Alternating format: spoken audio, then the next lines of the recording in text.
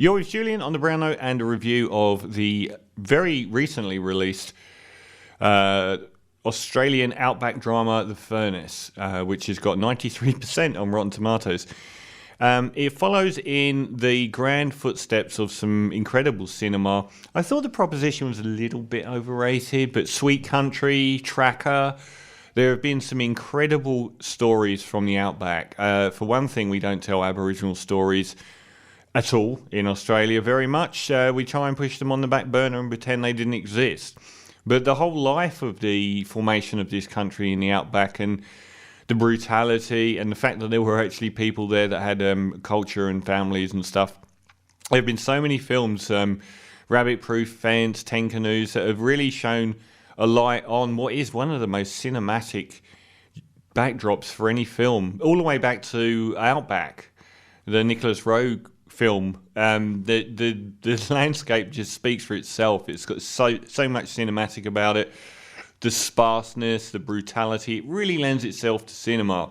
This time around, Roderick McKay, who is a director who has probably made very small films up until this point, but this time around, David Wenham seems to, I would imagine he produces this film because he's certainly the biggest name involved by an awful long way. This one stars Ahmed Malik, who is Egyptian. Isn't it interesting that he can play an Afghanistan role and no one cares, but, you know, get a white actor in a role that they're not supposed to be playing and all hell breaks loose. This guy's Egyptian, but he plays an Afghani, and this tells a really interesting story, which is about all the Sikhs and Afghanis that were brought over in sort of like the 1800s in the outback in Australia before the railroads were built, with all of those millions of camels that are roaming around Australia now, from Saudi and from places like that, to workers' transport between the mining camps, between the gold, carrying the gold from one camp to a town. There was no other way. The landscape wasn't very amenable to vehicles, not that there were any that would have done the job.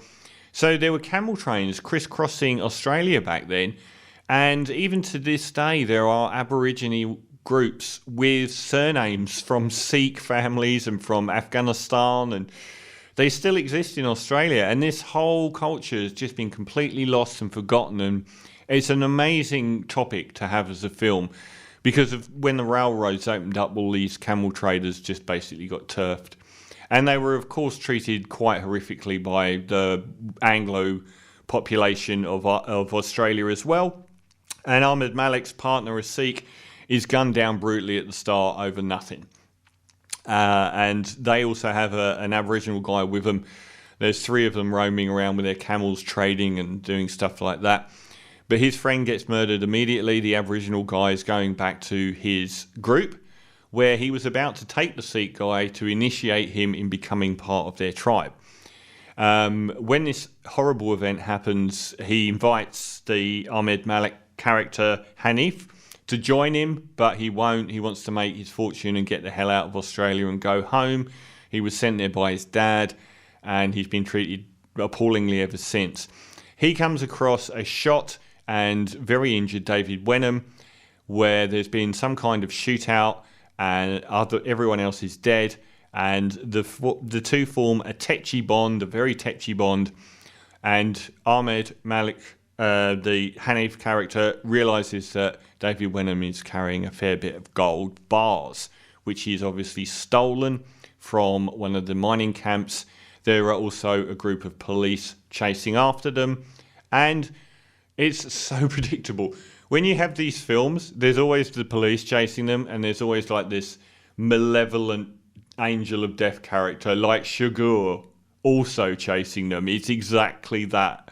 And that has been used in so many films. They've got the police doing their bit, but then there's this avenging angel death merchant that's slowly coming to get you. And I've seen that in so many films. It's just... Anyway, they formed a bond. Basically, David Wenham needs to get to Kalgoorlie to smelt the gold in a furnace, which isn't easy to do, to remove the crown mark on the gold bars, which will get him hung, and he couldn't sell it anywhere. And the rest of the movie is following them as they journey through the outback and this amazing landscape, being pursued by these brutal cops and this other guy that isn't really ever mentioned. Now, it's got great reviews. It's got 93% on Rotten Tomatoes. Oh, it's just a letdown. It's too slight. And I mentioned PG in the last review, but it is too PG as well. If you watch films like Tracker and Sweet Country, they're really hard-hitting. And they show the brutality of how people were treated in the outback a lot more than this film does. I thought it just could have brought us a lot more. The story itself, where you've got two people who are mutually distrustful, trying to get to the end where they can both become rich, is one of the oldest stories in cinema. It's in so many films. Add the avenging angel character, which is also in so many films, and the pursuing police. It is not a story that has an ounce of originality, bar the setup, which is amazing. And seeing these, Sikhs with camels and their relationships with the indigenous Australians and the Afghanistanis, and him doing his prayer mat in the outback, is all wonderful stuff. All of it's fascinating and untold and deserves to be told. It's just a really rote story to hang it all on.